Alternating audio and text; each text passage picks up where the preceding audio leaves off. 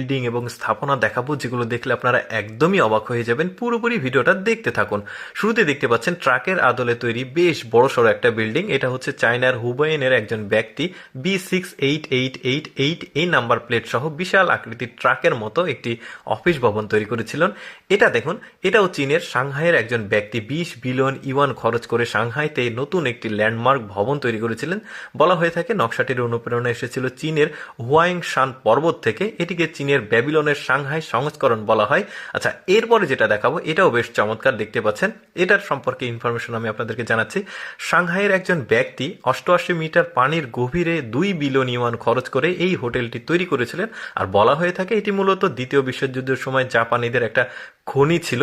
বেশ চমৎকার আসলে ভবনটা দেখুন, মানে কেমন একটা, মানে একটু এক্সক্লুসিভ আর কি। এইটা বলি, এইটার সম্পর্কে জানলে তো আরো অবাক হয়ে যাবেন। এটি চীনের বৃহত্তম বিশেষ আকৃতির ভবন কমপ্লেক্স হুনান লিলিং সামরিক ভ্যালি এটা, যার মোট বিনিয়োগ ছিল 2.7 বিলিয়ন ইউয়ান, যা নির্মাণে 6 বছর সময় লেগেছিল। আর যে ইঞ্জিনিয়ারিং যে ডিজাইন করেছিল, বলা হয়ে থাকে যে তাকে 3 কোটি টাকা আসলে দেওয়া হয়েছিল শুধুমাত্র ডিজাইন করার জন্য। আচ্ছা, এবার এটা দেখুন, এটাও বেশ চমৎকার। চীনের মূল ভূখণ্ডে নির্মিত প্রথম সমুদ্র গজ সেতু, পূর্ব চীন সাগরের সেতু। এটা মোট বিনিয়োগ ছিল 7.11 বিলিয়ন ইউয়ান, যার দৈর্ঘ্য 32.5 কিলোমিটার।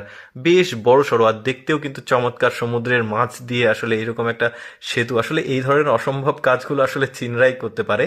এটা সম্পর্কে জানলে তো একটু অবাক হবেন। এটা হচ্ছে হংকং এর মিড লেভেলসে অবস্থিত, অনেক উঁচু ভবনটি। আর হংকং এর সুপারস্টাররা থাকতেও এখানে মানে তাদেরকে অনেক ভাড়া দিতে হয়, মানে মানে তাদের ভাড়া দিতেই মুশকিল হয়ে যায়, এতটা এক্সপেন্সিভ একটা ভবন। বেশ চমৎকার। আপনি চিন্তা করে দেখুন, মানে মানে সুপারস্টার যারা আছে তাদেরও এখানে থাকতে মানে মানে টাকা চিন্তা করতে হয় কি পরিমাণে এক্সপেন্সিভ। আচ্ছা, এইটা দেখাই। এটা হচ্ছে উহানের সবচাইতে সুন্দর সেতু, প্যারোট আইল্যান্ড জিয়াইং নদীর সেতু। এটা দেখতে অনেকটা উঁচু থেকে আসলে ইয়াংজি নদীর ওপরে এটা উড়ে আসা একটি বিশাল ড্রাগনের মতো, যা দেখতে মানুষ চিন্তা করতেও পারবে না মানে এইটা মানে কতটা কষ্ট হয়েছে এটা নির্মাণ করতে। বেশ চমৎকার, কিন্তু একদম মানে শহরের সাথে সংযোগ একটা করেছে, চমৎকার। এই বিল্ডিংটা দেখুন, এইটাও চীনের।